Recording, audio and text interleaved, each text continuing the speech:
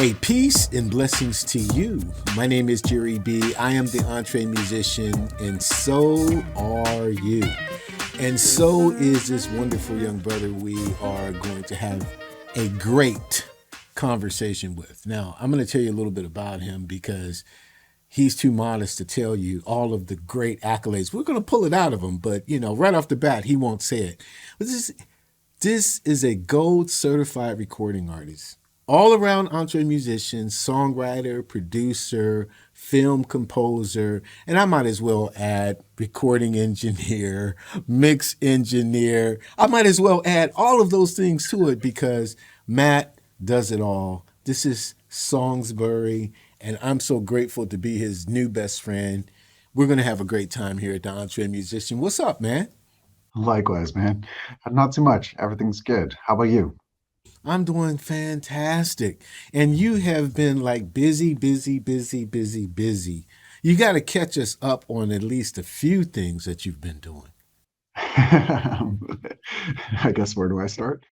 Um, Right. well, it's last time we spoke, I'm in basically a brand new studio. So that took quite a bit of time to build and everything. So it's just been since a bit beginning of the year. So end of January, February, I was basically officially, in here. Um, and working and just catching up on a lot of projects that people, put on hold. I'm so grateful that they wanted to still work with me and put certain projects on hold to work with me for. So just kind of finishing up those for the rest of this year, including, like you said, some film projects, and working with just various artists in different genres. And then, I mean, I've been trying to wean out of playing at my church all the time or at various churches, and Yeah. I left a choir director position there because I've been doing that for over 20 years. Yeah. And as I left there, there's just other churches that continue to call me, so I'm still busy every weekend doing that too on top of it. So yeah, always busy, but I'm grateful, and it's all music related, and so I'm blessed to be able to do that full time all the time. Absolutely. Absolutely. Yeah. Well, you gotta tell me or clarify where here is, because you could be here in California, you could be here in Canada. I mean, where where is here? Are you working both places? I currently like in the studio. So the studio is here in just outside of Toronto, just north of the city in a city called Vaughan. And so yeah, so in Canada, I was living down in California lived there for about 5 years in Southern California, in Orange County, and Yeah. loved it there. Missed the weather, especially as it's starting to get colder here in Canada. As you know, where you are, it's pretty much similar. Yeah, Absolutely. lots of snow and lots of minus weather. But yeah, so mostly working here, working on some projects that are from California, including that short film project that I'm working on right Right. now. So those guys, one guy's from Atlanta, one guy's from California. So still doing work for artists and clients and stuff in the U.S. as well too, and trying to get there as much as I can. I love it there. So yeah. Absolutely. Absolutely. Well, one question that I'm glad I didn't ask you when we talked offline was Mhm. which Matt and Songsbury will explain are synonymous, but which element do you enjoy the best? Producer, songwriter, choir director, film composer, studio engineer. I mean, you do it all, but do you feel compartmentalized, or do you just flow no matter what hat you're wearing? For the most part, you know what, it's become more of a flow, and I find like a lot of the artists that I'm working with, it tends to go. I tend to work from start to finish with a lot of the artists. So we're writing, but I got my producer hat on as well, and even engineering hat in terms of trying to figure out, okay, well, where am I? Where is the song going to go? So even as we're writing it, it's like, okay, well, how is this going to be recorded? So I'm getting all these ideas. So it's kind of become, um, is synergistic a word? Like everything's kind of coming together for that. So I mean, the choir director thing is maybe a different element, and I mean, I don't know if this is. I wouldn't say it's a fun fact, but it's like I tend to play for like a lot of funerals and weddings as well too. So I guess it's a different set of emotions, especially at funerals, Certainly. and different kind of skill set. But I mean, I've stepped away a little bit from the performing side. Um, I mean, I don't really consider church performing, more as ministry, True. but but I guess that's a little bit more of like, me actually singing and playing, for people outside of the studio. And then the studio side is, I really enjoy it all. I just love creating, and I love working with like interesting people and different styles and genres. And I tend not to just do one thing. I don't know. My brain doesn't like to just, I get bored very easily. So I need to like, it needs to fire at all cylinders. Yeah. Yeah. So, yeah. No, I understand because you can be a little schizophrenic when you're working on a music project because it is which hat am I wearing now? How am I looking at this from this perspective? And like you, I tend to enjoy it all, no matter what space I've been given to work in. Right. So I just want it may be different for others. I've talked to singers who find it difficult. They're just stepping into producing and they're somewhat out of their element, or Right. saxophone players. Most saxophone players I talk to, this may or may not be true for you, but look, man, Mhm. I just want to play my or just leave me alone Yeah, with yeah, that. You do that, yeah, yeah. you know. Yeah, some people love it. I mean, I usually invite artists to come in, especially if it's their very first recording or first kind of experience. And if we're taking like their own original song and we're going straight through to, mastering and even distribution, I usually invite them to actually sit in on every session. And so they can kind of understand better what it is that, the different stages of the game, what a producer actually does, not just necessarily beat making, which is kind of Right, like what right. producing in the mainstream has become. But like, Yeah, actually putting together a song, actually overlooking the overall project, how it's going to be finished, sure. choosing sounds very specifically that cater to, that artist's voice. So all these different kind of nuances, and some of them are just like totally enamored by the whole process, and they like so excited, and they learn different lingo. So it's, for the next project, it just makes it so much easier to communicate with these artists because they're like, Matt, yeah, you know what, that reverb needs to be a bit more wet. Before they came into the studio, they had no idea even what a reverb is, some of them, and let alone like whether it's wet or dry or like the terminology associated. But then Right. you also have those artists that come in and they're just like, man, I don't know how you listen to my own like my voice like over and over as you're pitch correcting or time shifting things or comping a vocal out of let's say if there's 20 takes or whatever it is. They're like, I can't even stand that. They're like, Matt, you do it for the next project. I don't want to be a part of it. I trust you. Done. Okay. Right. Either way, it works. So yeah, but Yeah, but that's everybody's amazing. different, and that's kind of what makes it fun and interesting, and yeah, so it's always an exciting world to live in. So Absolutely. Did you agree with my assessment of the saxophone players? That's the one. Those are the ones. sax players, yeah. I find even some guitarists are like that, or bassists. Yeah. Right. So Right. yeah, like there's certain vibes. I mean, I try not to stereotype, but there are definitely certain vibes for certain instruments. Yeah, yeah. Sure. So Sure. I yeah, just I found love them to sax be the players. most I love them too. I love them too. And Yeah, oh yeah, my gosh, such a just did beautiful a instrument. session. Yeah, Absolutely. Most closest to the voice for me as far as expression is concerned. But yeah, yeah, I don't know. Five or six of them were just like, yeah, Jerry, go ahead. You make it happen. Call me. Call yeah, me when yeah, it's yeah. done. That's it. So, Yeah, yeah. Not even like mixed notes. It's like, it's good. Like that's it. exactly. Yeah. But you said something there that I want to kind of piggyback on, and obviously my age is probably showing with regard to this because, the line of demarcation between beat maker and producer is a very thick line because when I think producer, I think, Arif Mardin, I think Quincy Jones. Right. I'm not thinking putting some beats together and, downloading some loops. And what do you think about that? I mean, so what is your qualification I guess nowadays?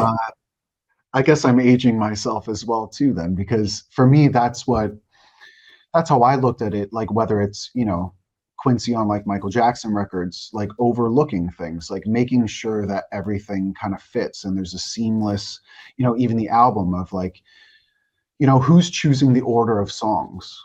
Something as simple as that. How are you telling the story within a song? How are you taking people on this journey? And I think that's,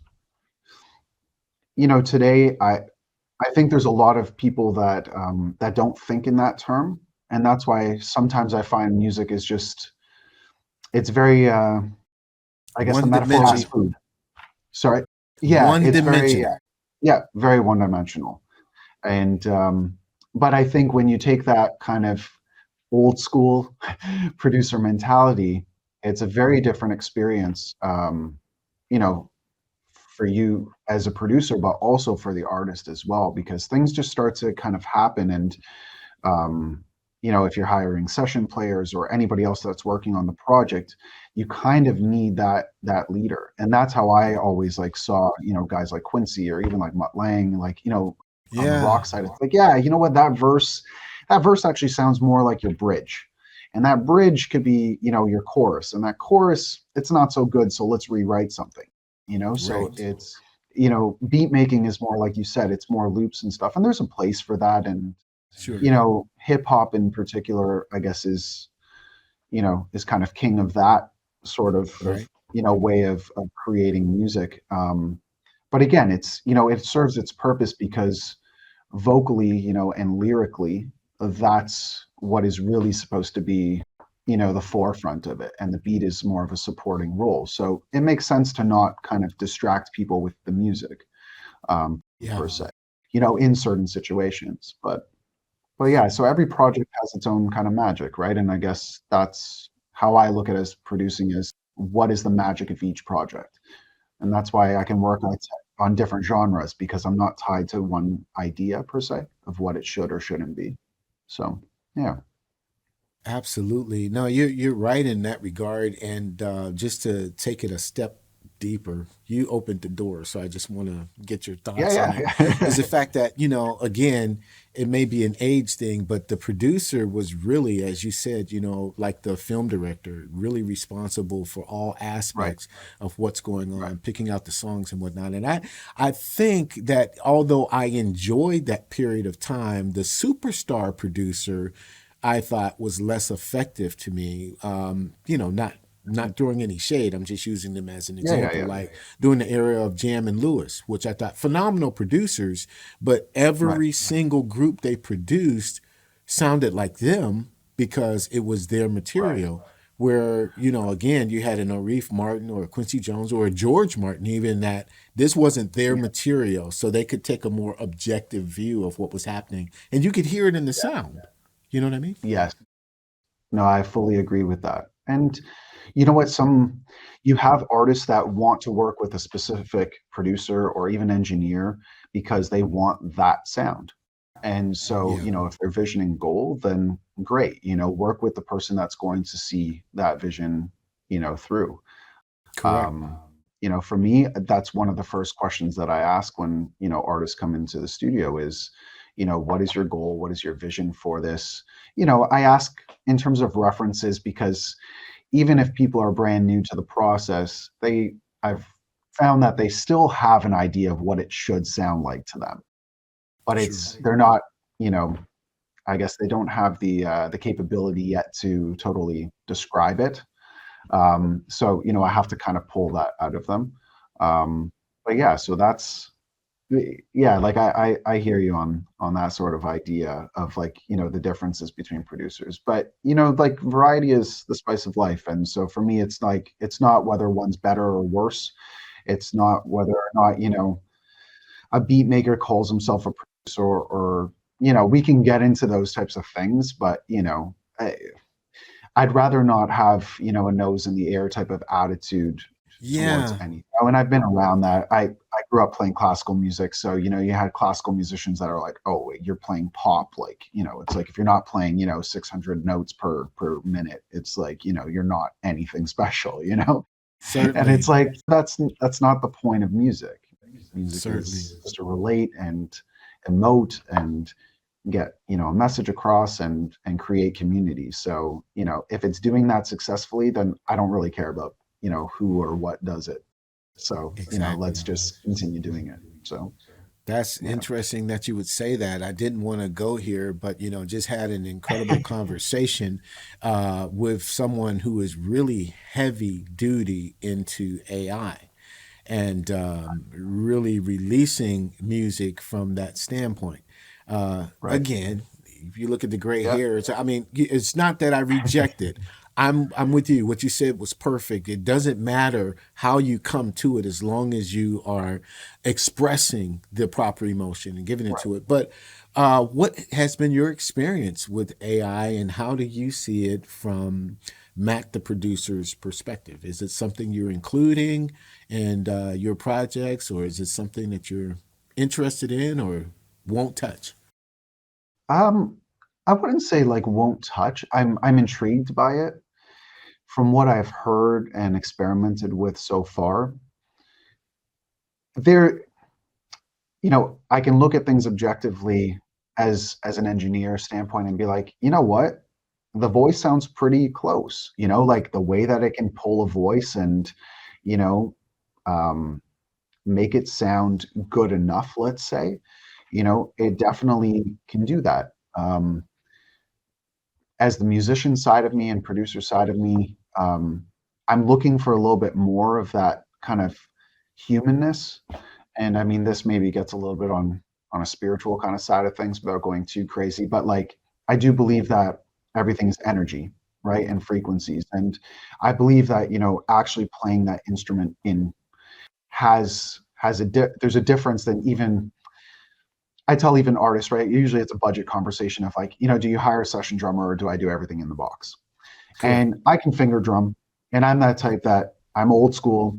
I will not copy and paste a loop, Yeah. even if it's the same chorus. I will finger drum the whole thing because I want each individual hit to be slightly different.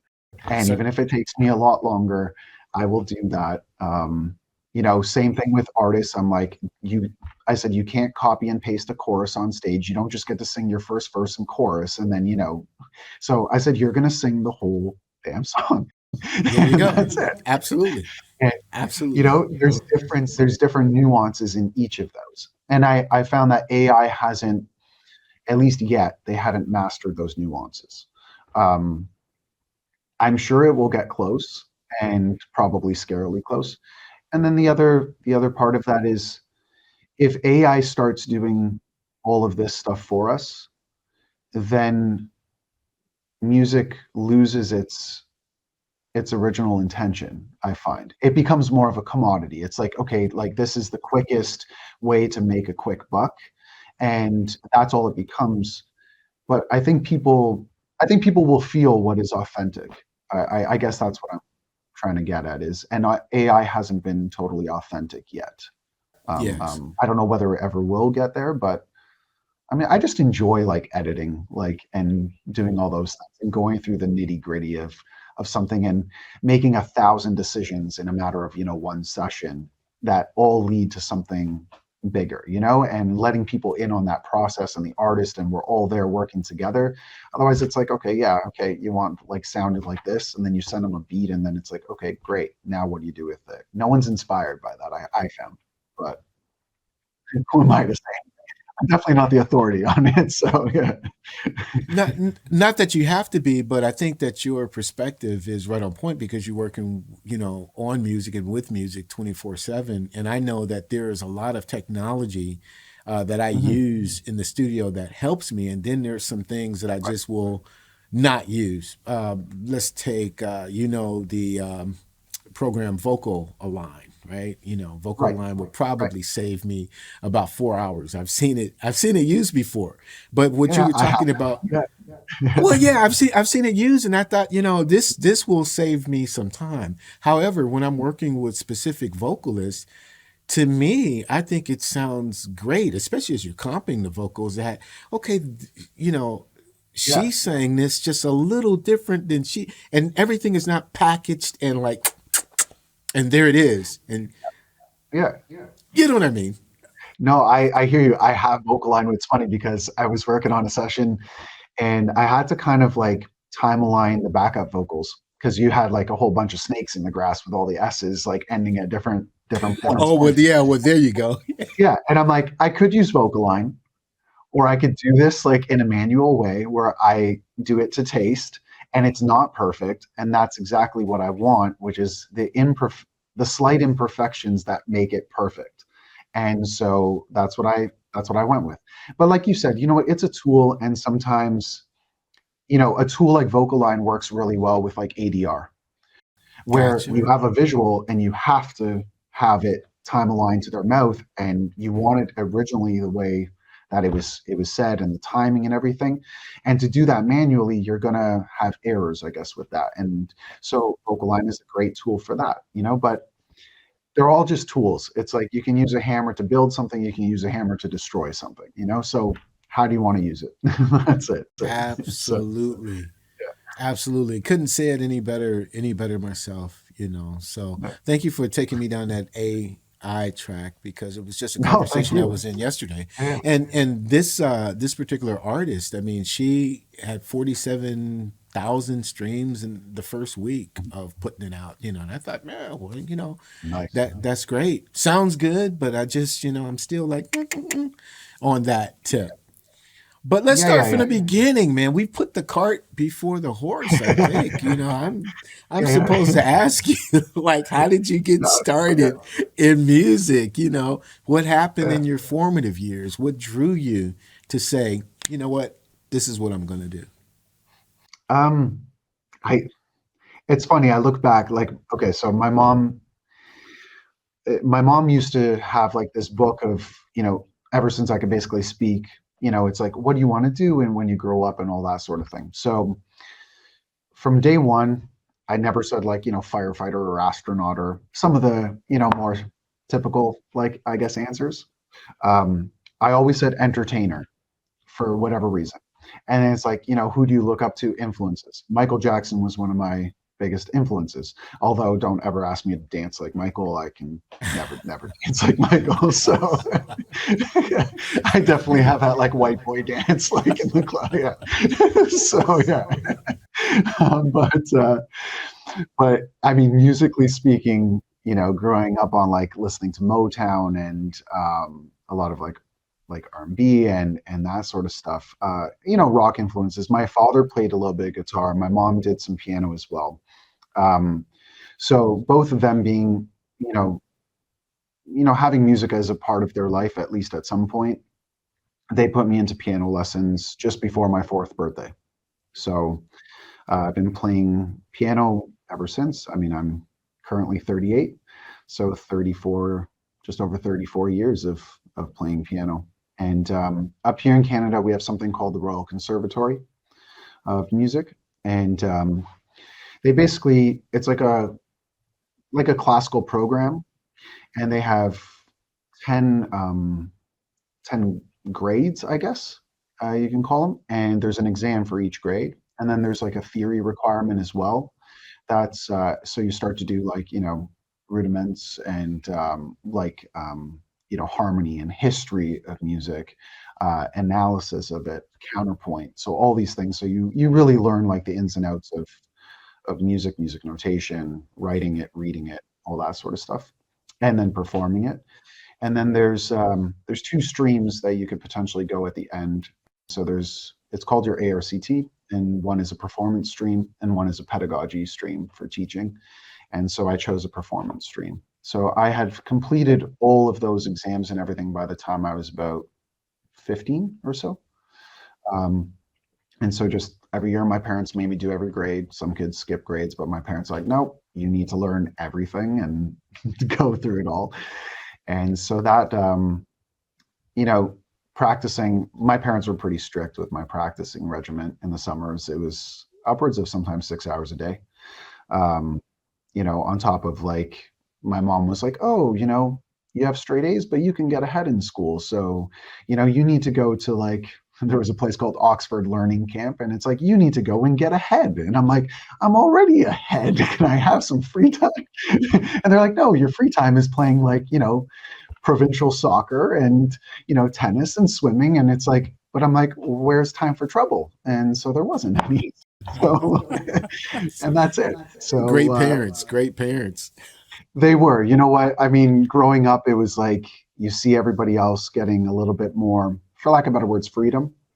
Yeah. And for my life, it was very kind of regimented and disciplined, but not without its rewards. But looking back at that, I don't think I would ever be where I am without my parents kind of being the way that they were. So I am grateful for that. But I mean, it was school of hard knocks until you got there. So yeah.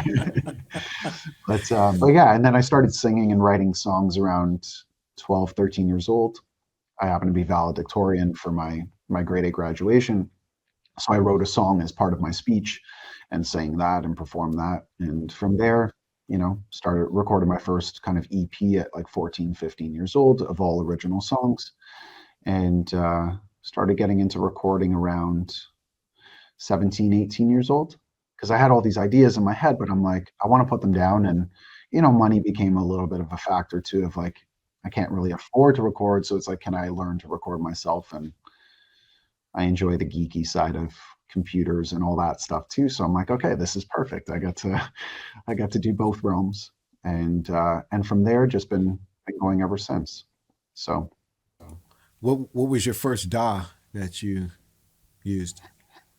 so it was Pro Tools. I was using Pro Tools and Reason. I had dabbled with Logic as well.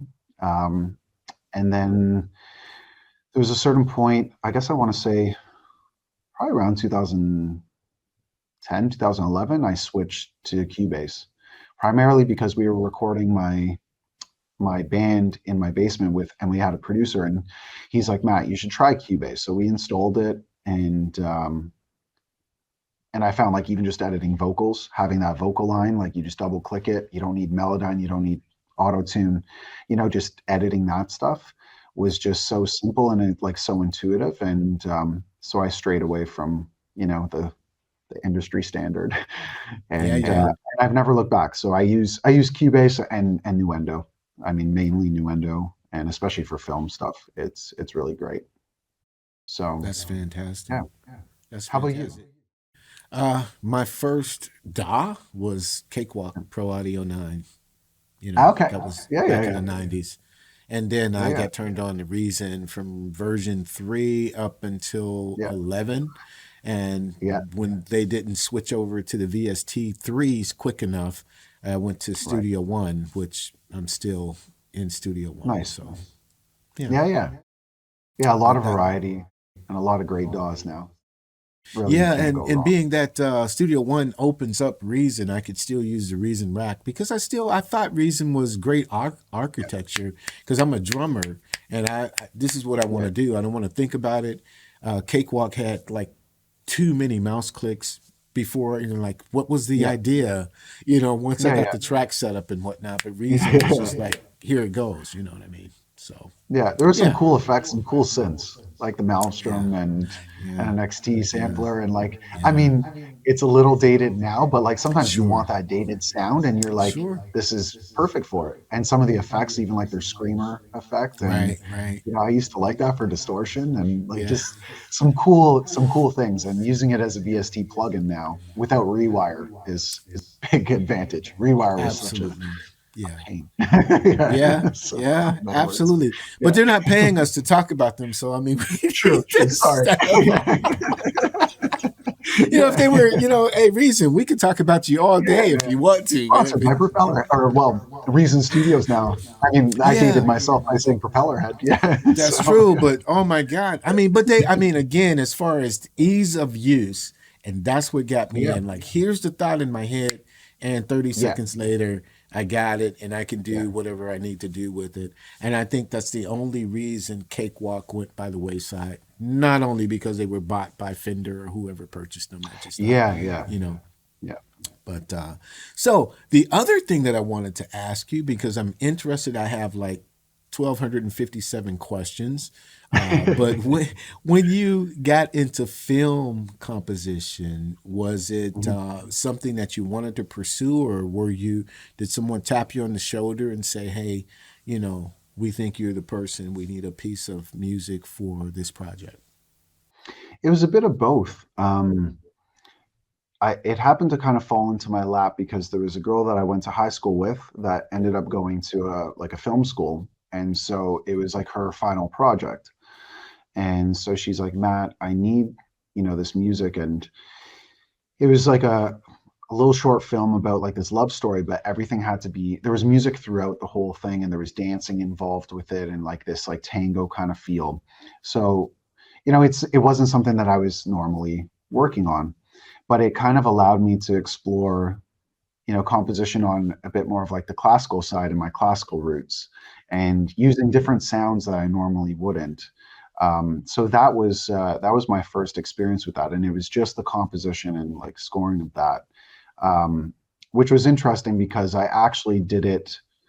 Um, I basically just watched the film and played exactly into that. So I didn't even, set up any time markers or anything. It was like one fluid kind of like thought, and then just went in it because it was in MIDI, so I could refine certain things, or if I hit a wrong note, or but then I just added instruments around this main kind of flamenco guitar kind of motif. Yeah. So it was, and then I kind of fell in love with that there. And the film actually, won a couple of like awards at the school and went to like a Montreal like Young Cuts Film Festival and stuff. So yeah, I got this little taste of, this is really cool to experience music visually outside of like a music video, and to have be play a bit more of a supporting role of like this grander vision, and really digging into the emotions of music, even more on a deeper level, because it is that supporting thing of like, I'm not really here to shine, but I'm here without any music in the film, it just falls apart, and even sound stuff. And then from there, yes, just got opportunities to do sound mixing and, you know, a little bit of like Foley work and adding sound effects to things. And so then I was, now I usually get hired to do kind of all of those things. So it's like, Matt, can you score it? Can you mix it? Can you edit it? Can you do all the deliverables for it? Um, all that sort of stuff. So which I love. I love it all. So it's Absolutely. been really great. Yeah. It's a beautiful life when you're absolutely doing what you know you were born to do. Yeah. It doesn't become work at all.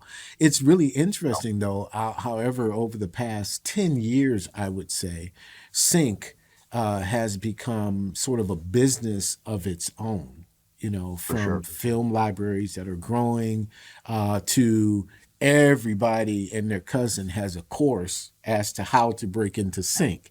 You know what I mean? And I know that Right. you had got into the game, a lot earlier than this has happened. What advice do you give those? Because that's all you hear now. I don't care, musicians of any age or any genre. Yes, I'm just Right. sync, sync, sync. Well, what advice, real world, yo, would you give someone who's breaking into sync for the first time?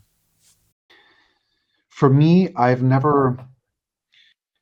guess I've had a bit of a different path than some other songwriters and composers that are just constantly pitching things.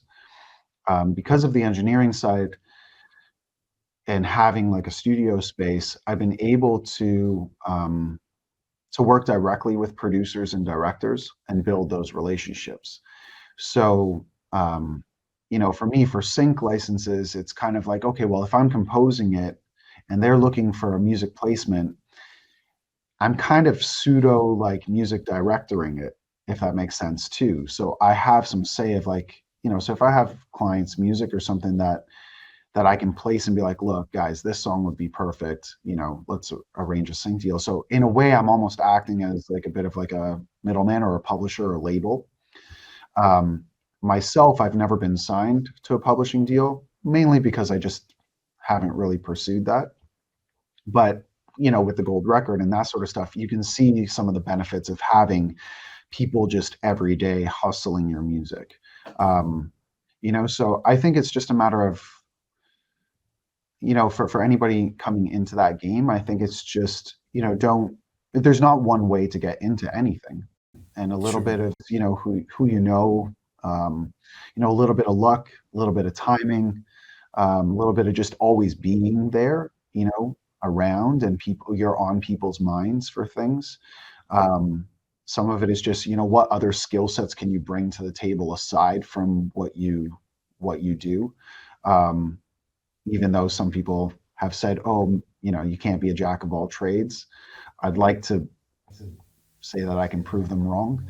But that's been my approach to it. So it's just, do it because you love it and not necessarily just for the money. And I find that the money tends to come in and the opportunities tend to come in because you're doing it anyways, and you're doing it out of love. And I guess it goes back to that energy thing of what are you putting out into the world and the universe, to get back. If you're giving in service, things tend to come back to you. You're giving your gift, and the gift might come back in the form of money or opportunities or anything like that. So I don't know if that's preachy, sorry, but that's the most real world kind of advice, because, and signing right deals. I mean, have a good lawyer and at the same time, know where your money can come from. I tell a lot of artists this, it's like, everybody wants $1 million, but it's like, well, where is this money coming from? Do you understand the idea of mechanical royalties, songwriting royalties, publishing with sound recording rights? Who owns these things? The more you know in terms of what you actually own, then the more, I hate this word, but industry uses it all the time, more leverage you have in terms of negotiating better deals for yourself, and knowing your, what you believe is your value and going for it. It's amazing how many people say they run out of budgets, but then when you push them, they'll find the money, to meet your budget, so, exactly. You got to push those bounds for yourself and for everybody else too. I don't know if that kind of answers. It strays a little bit from, a typical publishing standpoint or sync license, but it's all these other things that you do that lead to sync license, at least in my experience. That's all I can speak from. But yeah. So what do you think the next thing would be for you? Will you morph into writing scripts? I mean, because you've worked on so many films, will you be that, hey, I have a story that I think I would like to tell? And it's funny, I've thought about that. And I mean, clearly I like to talk. I think that's been evident on this podcast. But it's a good thing. But aside from that, it's funny. I try to write stories, but it seems to come out more either musically, like instrumentally, or lyrically. Formulating like an actual storyline, and I think I don't know if it's it doesn't seem to come out that way. I'm not going to say that I can't ever do that, but I think I would love to work with someone. I have a couple ideas for some potential, film ideas, but I would definitely want to work with someone that understands how to actually create a script, and the same way that I produce on the music side of things, have like, someone who sees the bigger picture of how it can be filmed and the techniques that could be used, and therefore let that kind of guide, how it would be shot, and some of the dialogue that would help and ensue from that. So definitely I think it would be a collaborative thing, but at some point, I think it would definitely be something on my list of things to do. That's interesting. So let's go a step deeper, because you're very photogenic, and a lot of your promo photos, I thought at first, give a shout out to Eric Larson, because he, made the introduction between us. So much love to Eric. Speaking of a guy who's photogenic with that. epic beard of this. That guy walks into a room, it's like, is that ZZ Top or is that Eric Larson? So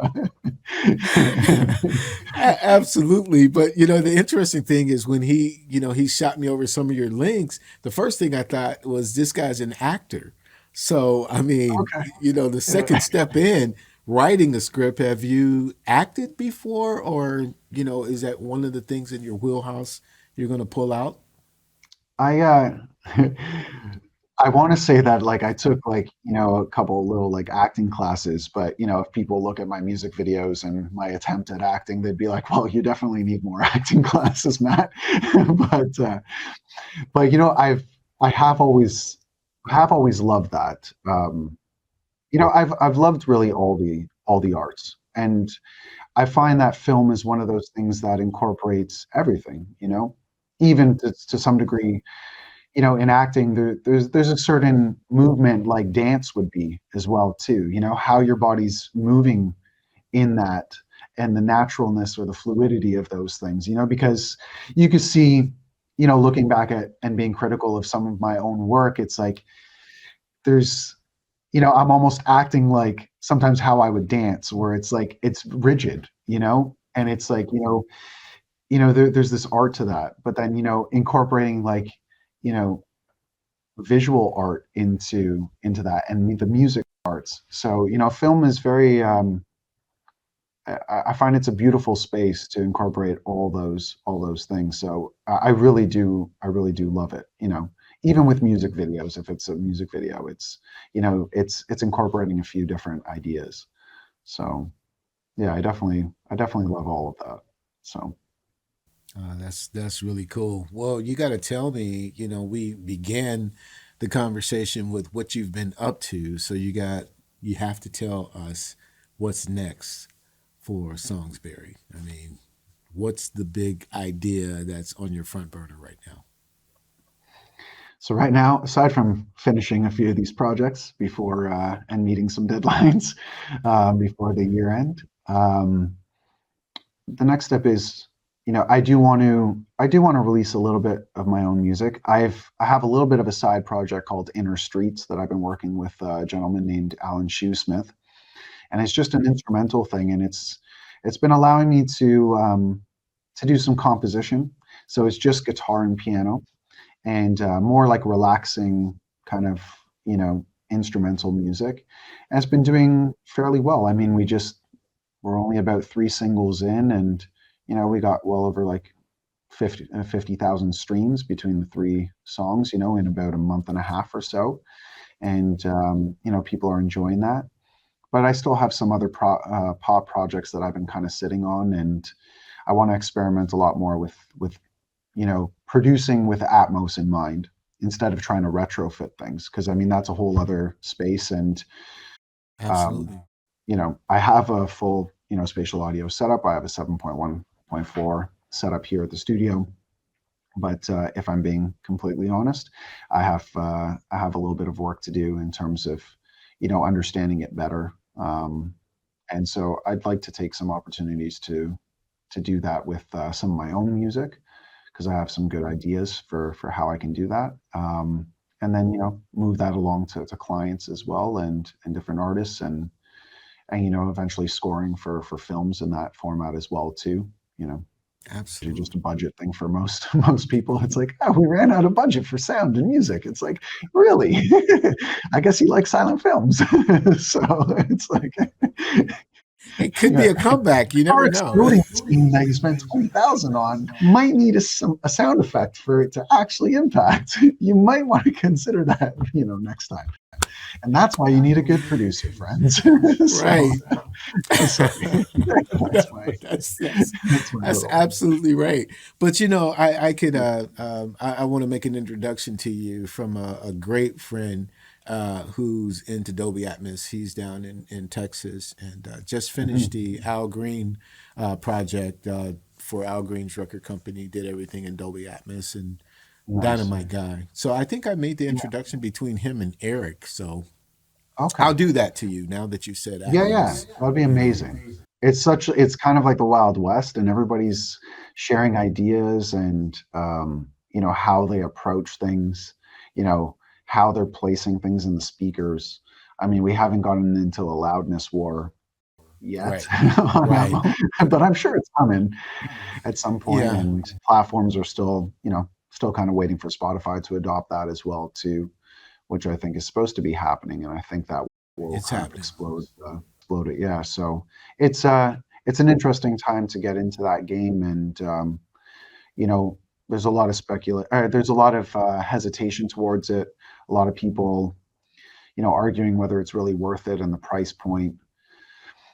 Again, it's one of those things where you could do everything in the box, but do you like a nice piece of hardware too? And you get a little bit of difference. And for me, I just that old school mentality. I love the tools of the trade, and I love to listen to things in the most pure way that I can. And even if no one else cares for it, I really enjoy it. Listening to a good Atmos mix on a proper system in a properly treated room is an amazing experience. And I'd like to offer some, usually anybody that comes in the studio, I try to play them something in Atmos so they can just appreciate it and understand Understand. what it actually is.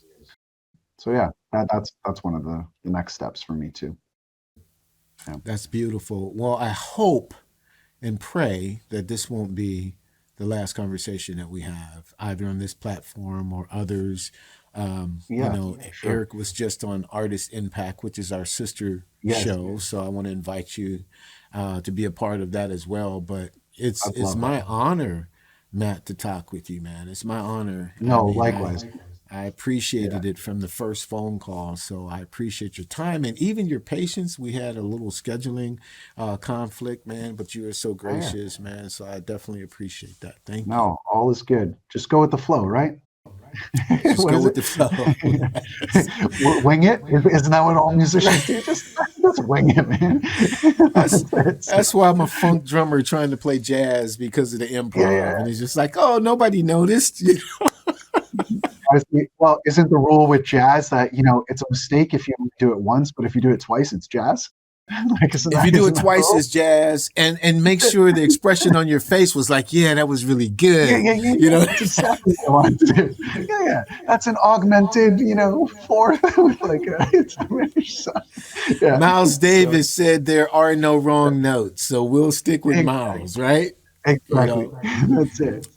so that's That's great, awesome. man. But I appreciate you, man. Thank you so much for stopping by the Entree Musician. Likewise. My final question is this, because I ask it of everyone. You've done Mhm, so many podcasts, so many interviews that there was a mhm, question that you thought, Jerry's definitely going to ask me because everybody asked me, and I didn't do it. So, is there an unanswered question that's kind of lingering out there that you want the people to know? Would you offer that? Does your audience really want to listen to me talk even more? I already Exactly. talk so much. Yeah, yeah. I'm sure they're like, what's next? Yeah. They're hanging on to every word, Matt. You know what? I That's got to the be honest. question. That's the Yeah, question. yeah. That's the question. We didn't solve it. The Matt Songsbury What is? interchangeability. All right. Okay. Yes, that's a good question. Um, so my my real name is Matt or Matthew, spelt with one T, um, and that becomes a slightly important feature of why my artist name is not Matt. My last name is the proper pronunciation is Teofilo, Okay. which is kind of like Theophilus and biblically, Yeah. which means friend or lover of God. Um, Kind of like brief kind of history kind of thing. Theophilus is actually Mozart's baptismal name. So, and Amadeus is the Latin version of Theophilus. So, anyways, I don't know, for those of you that like a little bit of music history and trivia. Um, so that's that. So that being said, most people are like, how do you pronounce your last name? How do you say your name? How do you spell your first name? I have certificates with like Matthew with two T's. My last name's been butchered on television interviews and stuff. So I'm like, you know what? I've gone through a couple different name changes. I tried the whole like, your first name with your street name. So I went by Matt Westwood back in the day. I just went by Matthew with one T. So then I was thinking of it kind of came to me. I'm like, I'm looking for an artist name, but I like my name Matt, or Matthew, and people can call me that. And then I was looking for this. It goes back to that conversation of, well, Matt, like, what type of artist are you? Because I was in a rock band, but I was doing pop music, and I'm still like doing some classical stuff, and I'm playing for, I'm accompanying like opera singers and, all these different kind of like genres, and I'm playing in church. And I felt like my name doesn't, my birth name represents that, but what's another name that represents that? So Songsbury was this name that I came up with because in my head, it's this place. I'm working with different artists in the studio. I'm working with them on stage. I'm writing so many different genres. I don't really want to be bound by any particular kind of thing. So Songsbury was this place in my mind. And it's like, if it's this place, then I can invite anybody into this place, into this creative space to do that. So it's a little bit, I guess enigmatic. But it's Songsbury is this kind of place. So it's me, but it's also everybody that wants to be a part of it, if that makes sense. So that's what Songsbury is. Sorry, that was a really long-winded explanation, but No, that was beautiful and thorough because we mentioned it at the beginning, but we didn't get to it to wrap it up. So that's perfect. Yeah. And it's almost I was seeing like, well, it's not Prince, it's not the unpronounceable symbol, but it is a place that you've created that you invite people into. What a brilliant explanation. Absolutely. Right. Thank you. Appreciate that. Now I guess we can properly end this conversation. That's good. Everything's been wrapped up, but people can get in touch with you at songsburystudios.com. And, are you taking on new clients or? Always looking to meet new people and just, connect with people, creating a community. I'm not one of those studio guys that looks at life as competition. It's more about collaboration. It's like everybody has their place. There's enough money. There's enough artists to work with. We're here to like serve. So that's that's how I want to do it. And and it's been such a pleasure like meeting you and having these conversations with you and being a guest on your show. And yes, definitely won't be the last conversation. And I look forward to many more. And hopefully meet up as well too at some point. And I'd love to catch even a show of yours. And that would be amazing. So well, I'm not performing much anymore too, but I'm a studio rat. So all right. Maybe we'll slide some tracks back and forth or something like that. For sure. Yeah, or do something in the studio together at least. Absolutely. So, I was going to ask you my about finger drumming is not going to be as good as yours. So that's it. My finger drumming, and oh man, that's another conversation. But I grew up in the era when the drum machine first came out, and I was getting all my gigs from actually drumming, and so there was that fear of, is this going to displace me? So I became a fantastic finger drummer. Okay. But you got to do you got to do them both. So that's what happened. So for me, I don't play on the pad, so I play on a keyboard. So I play it like a piano player. And I play it like a classical player. So, I mean, it's probably more progressive. Everything turns into progressive metal. You want double kick? No problem. I got like both my fingers going crazy. No problem. So, It's just like double time. Yeah. That's beautiful. I love it. I love it, man. Well, many blessings to you. I could talk to you all day, bro. Like, peace to you, and we'll be in touch soon. But this is Matt, better known as Songsbury. Get in touch with him and check out his social pages and just maul him and tell him you learned it from the EntreMusician. Cool. Awesome. Thank you so much. Really appreciate it. Absolutely. That's going to do it for this episode of the EntreMusician. Once again, great conversation with Matt Songsbury.